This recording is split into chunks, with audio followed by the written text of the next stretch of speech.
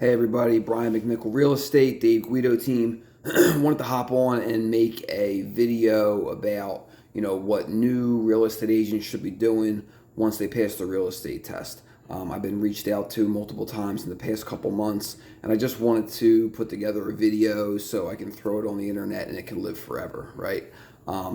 First thing that I did, and first things that everybody should do, once you pass your real estate test, is just let everybody know that you're a realtor now. You would be happy. You would love to help them and everybody that they know with all their real estate needs.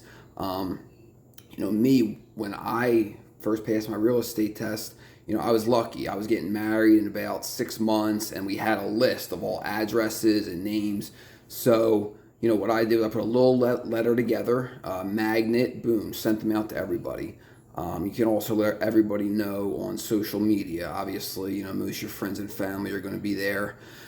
And then you can't just stop there, right? You can't just let them know once. You have to continually let them know that, remind them in different ways that I'm in real estate. I know what I'm doing. You can do this through conversations. You can do this through social media. There's multiple ways to do it. I was working with a buyer and X, Y, and Z. I was working with a seller and, things that they can relate to. Just bring it up in conversations, poke, remember, I'm a realtor. Those type of things may help. The next thing, super important is just to pick the right brokerage. One that has a lot of training.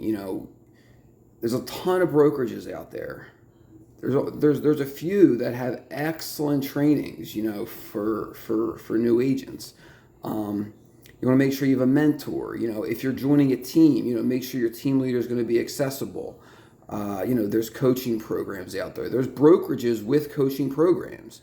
If you're joining a smaller brokerage, make sure the broker of record is accessible and going to be helpful, because trust me, you're going to have no clue what you're doing, what you're supposed to be doing, or what you're doing once you get a client. You need to have somebody to lean on. What this is going to mean most likely by having these things in place is you're going to probably have your commissions cut a little bit in the beginning, but it's well worth it. It's well worth it.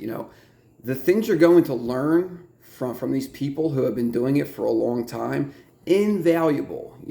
I wouldn't even worry about it. Just go with someone you're comfortable with. Go to a place you're comfortable with, and one foot in front of the other, like anything else. Which brings me to, we all know the real estate classes and exams teach us nothing. Once you get into this business,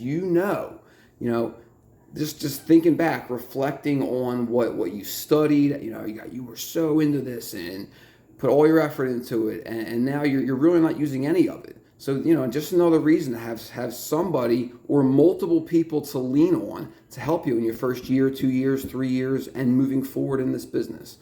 Something that, I'm working on and I'm trying to get better at is social media. This is another way to reach people from the comfort of your home, to educate, to show them how you're doing.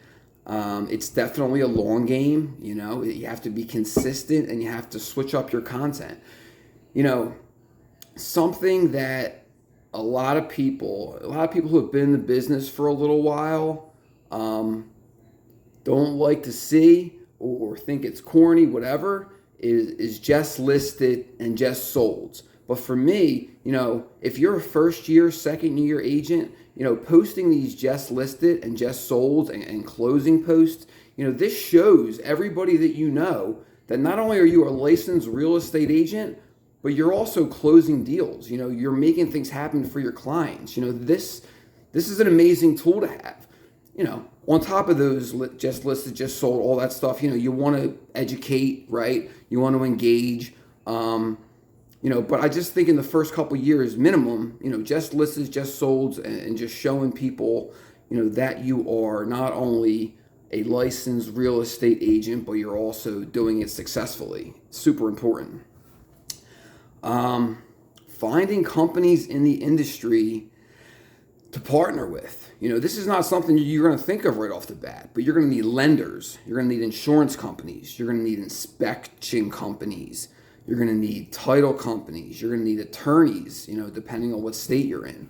You're going to need all different kinds of contractors that you're going to need to be accessible to, or they're going to need to be accessible to you to close a lot of these deals.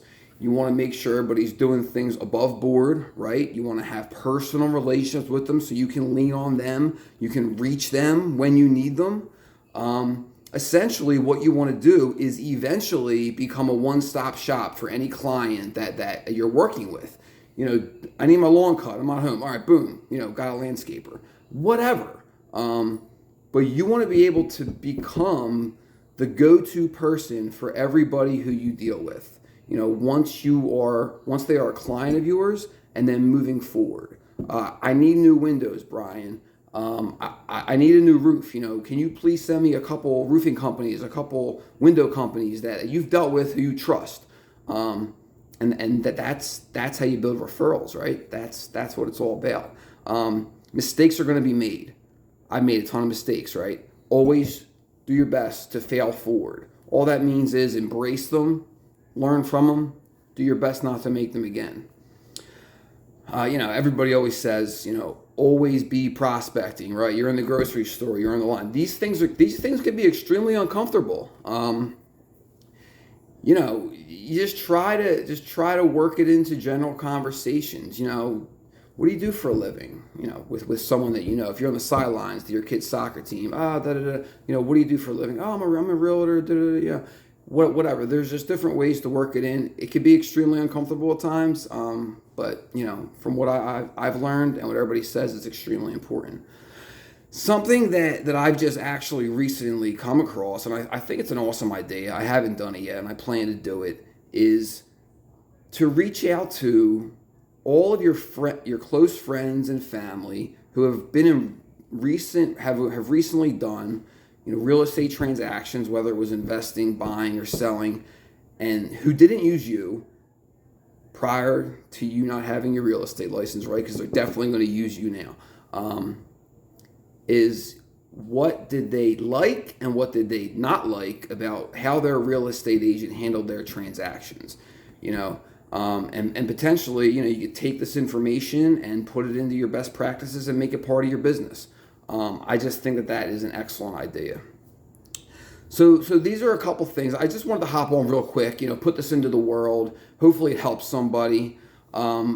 If you are a new agent or you're a seasoned agent, I would love to hear from you in the comments. How did you get your first deal? How did it go? What things did you learn? Maybe not just the first deal, but the first 10 deals, or whatever. I'd love to hear back from you. I would really appreciate it if you would subscribe to the channel. I'm going to do my best moving forward just to put educational information out there, whether it's for buyers, sellers, or other real estate agents. My name is Brian McNichol. I'm a real estate agent licensed in Pennsylvania and New Jersey, and I'd love to hear from you, whether you're a buyer, seller, investor, or another realtor who just wants to talk. All right? Appreciate it. Talk soon.